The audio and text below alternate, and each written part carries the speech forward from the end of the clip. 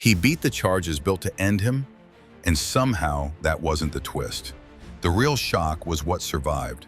Two old law counts that sound small until you see how they could bite harder than anyone planned. Viewers expected the headline to fade after the acquittals.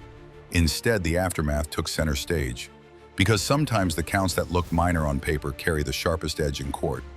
He walked out cleared of racketeering and sex trafficking claims, but guilty on 2 Mann Act counts for arranging travel tied to paid encounters. That's the hinge. Each count can carry serious time, and now both sides are fighting over what those 2 words, intent and transport, actually mean in 2025. Prosecutors point to coordination and purpose. The defense frames it as consenting adults making private choices. It's a 20th century statute colliding with 21st century behavior. Here's where it flipped. Right after the verdict, the chatter was 4 to 5 years. Manageable. Then prosecutors changed tone. In a new filing, they said the guideline range will be substantially higher, and they moved to keep him locked up until sentencing on October 3rd. The defense argues the math is closer to 2 years. One case, 2 very different numbers.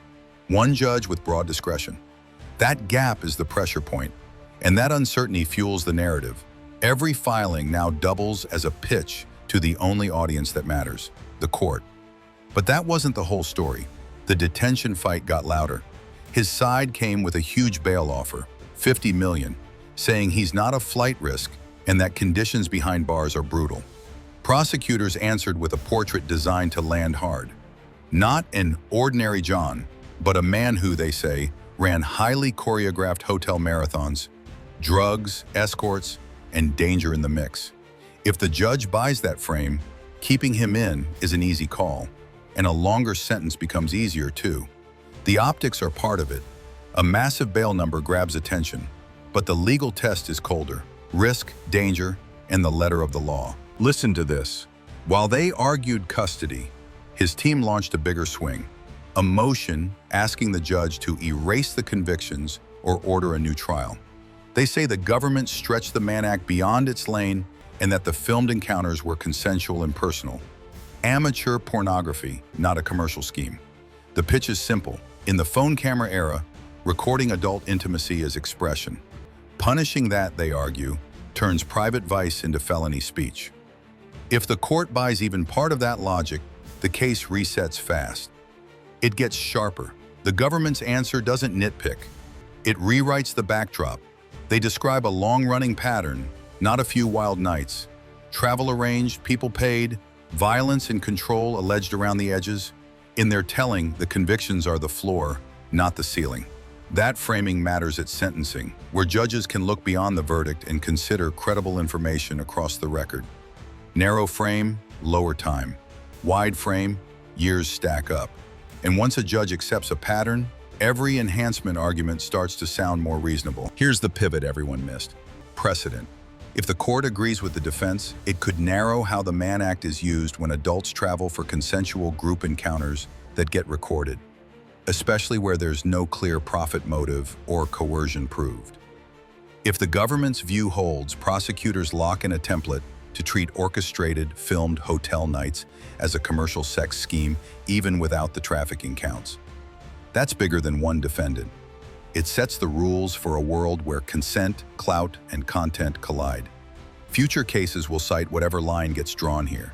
But that's not all. The math behind the scenes is its own fight. The defense wants a clean calculation tied strictly to the 2 counts, with none of the acquitted conduct coloring the range. Prosecutors want enhancements, leadership role, use of others, risk factors, to push the number higher. Federal guidelines aren't mandatory, but they anchor the debate, and judges who depart have to explain why. That's why these filings read like closing arguments aimed at an audience of one. Every footnote now hides a year gained or a year lost. It gets trickier when you add reputation. He's a mogul with decades of awards, brands, and power, yet today his team is arguing he's being punished for a lifestyle the law doesn't cover. The government says that's spin, that danger and control, not kink, drove the stories jurors heard. 2 realities, 1 sentence, and an appeal clock that doesn't start until after the judge rules. Public opinion can roar, but the court weighs something quieter. credibility, consistency, and the law's boundaries. Here's the part nobody expected. The smaller counts may set the bigger rule. That's why the filings lean so hard on language. His motion calls the videos speech. The government calls them receipts. One word changes how an old statute lives in the streaming age. And if the court calls it speech, other cases like this get harder to bring. If it's evidence, the door opens wider for future prosecutions. But the near term is all about October.